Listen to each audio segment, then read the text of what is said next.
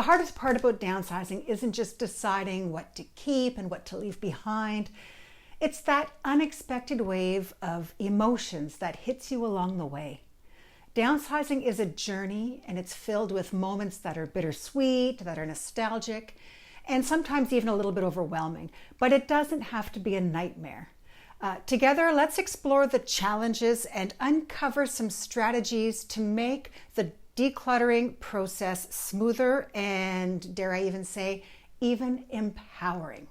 Downsizing isn't just about moving to a smaller space. It's about redefining how and where you live. Whether you're letting go of a cherished family home, or maybe you're transitioning into a new chapter of life, it's a journey that's filled with emotional, logistical, and even sometimes financial hurdles. Today, we're going to break down the steps, share real-world experiences, and give you some actionable tips to tackle the downsizing process with confidence. The first thing we're going to talk about is the emotional attachment to our things. Letting go of a home isn't just about the walls and the roof. It's about the memories tied to that space. Maybe it's a backyard where family celebrations happened, or maybe it's the dining room where you hosted countless holiday dinners. These emotional connections make downsizing one of the hardest decisions you're going to face. But here's a tip. Instead of focusing on what you're leaving behind, maybe flip the script and think about what the new owners will gain. Imagine another family creating their own special memories in your space. It reframes the process a bit and makes it less about loss and more about passing on something meaningful. I want to share a little bit of my own downsizing journey. About 10 years ago, we made the leap, my family and I made the leap from a large suburban home in Toronto to a tiny 1,600 square foot cottage in the Kawartha Lakes. Now, we knew the area well from years of cottaging here. My husband Dean grew up here, but living here full time was an entirely different experience for me and our family. We weren't sure if it would work for us, if it was the right decision for the kids, for us, or if we'd even be happy with such a huge change. I'll be honest, the transition wasn't without its challenges. Downsizing is emotional. There's tension, uncertainty, and this little voice in the back of your head always asking if you're making the right decision. But we pushed through, and looking back, it was absolutely the right move for us. It took time for us to settle in, especially the kids, but today we are thriving. We've embraced a very different lifestyle. We've connected with an amazing community, and I couldn't imagine us living anywhere else. I'm sharing this because I want you to know you're not alone in feeling overwhelmed by the process. It's a bit of a roller coaster, but if you stick with it, the rewards on the other side are so worth it. Just keep going. The next thing I want to talk about is starting small. Whether you're starting at an entire house filled with belongings, it's easy to feel paralyzed. Where do you even begin? My advice is to start very small. Focus on one room, one closet, or even a single drawer at a time. If you break it down into these manageable pieces and make a list of every room you have to tackle, then hit them one by one. Begin with areas like an attic or a basement, places that are often filled with things that you've probably even forgotten about. Create piles for what to keep, what to donate, what to sell, or what to pass along to other family members. Starting small like this can create momentum. Those little wins, like clearing out a single closet or cupboard or drawer, will give you the confidence to keep on going.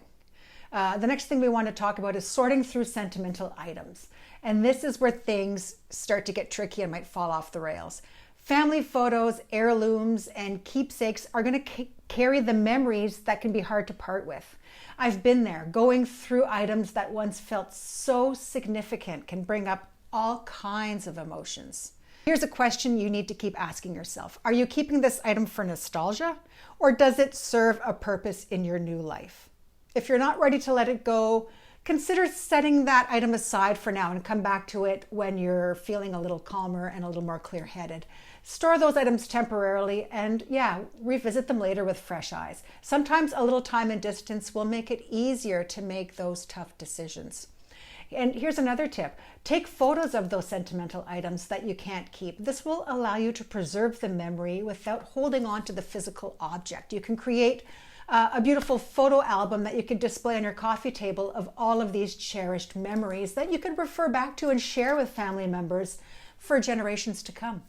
Another big tip is to involve your family members. Downsizing often means confronting items that belonged to your children or other family members. And instead of deciding for them, involve them in the process. Create boxes of their belongings and let them choose what to keep. It's a great way to pass on memories while lightening your load at the same time. For example, when we downsized, we set aside all of the childhood trophies, artwork, and keepsakes for our kids. We invited them to sort through the boxes and decide what they wanted to keep and what they could get let go of. Not only did it make the process easier for us, but it also gave the kids an opportunity to reconnect with their memories. Now let's talk about dealing with the messy middle. This is the hardest part of the downsizing process, this messy middle. It's when you're in the thick of it, surrounded by piles of things to sort, to donate, to sell, and it feels like the chaos is never going to end. To stay motivated, you need to keep your eyes on the big picture. Try visualizing the benefits waiting on the other side of the process, like a simpler lifestyle, fewer responsibilities, or the opportunity to explore new hobbies. Also, you can think about celebrating small milestones like finishing a room or donating a carload of items. Remember, the messy middle is temporary. The more progress you make, the closer you are to enjoying the freedom and simplicity that downsizing is going to bring to your life. Let's talk about the financial benefits of downsizing now. Now, downsizing isn't just an emotional journey, it's a financial one too. A smaller home often comes with lower property taxes, reduced utility bills, and fewer maintenance costs. And these savings can add up quickly and give you more freedom that you can spend on things that truly matter to you. Time with family, travel, activities. Take the time to run the numbers, and seeing how much you'll save can help ease any doubts about this big decision. For us, those financial benefits allowed us to embrace new opportunities and focus on what really mattered, which was building a fulfilling lifestyle in our new home and spending time with family. Finally, think of downsizing as a fresh start. It's an opportunity to design a home and lifestyle that truly reflect your current needs and your goals. Yes, there are going to be moments of doubt and stress. It's only natural, but those are temporary. The freedom and the simplicity that will come with downsizing often outweigh those initial challenges. When we made our move, there were moments when I wondered if we'd made a mistake. Today, I can confidently say that it was one of the best decisions we ever made for us and for our children. Downsizing gave us the chance to start fresh, embrace a lifestyle that feels perfect for this stage of our lives, and give our kids opportunities they wouldn't have had in the city. Downsizing can feel overwhelming, but with the right approach, it can be a truly transformative experience.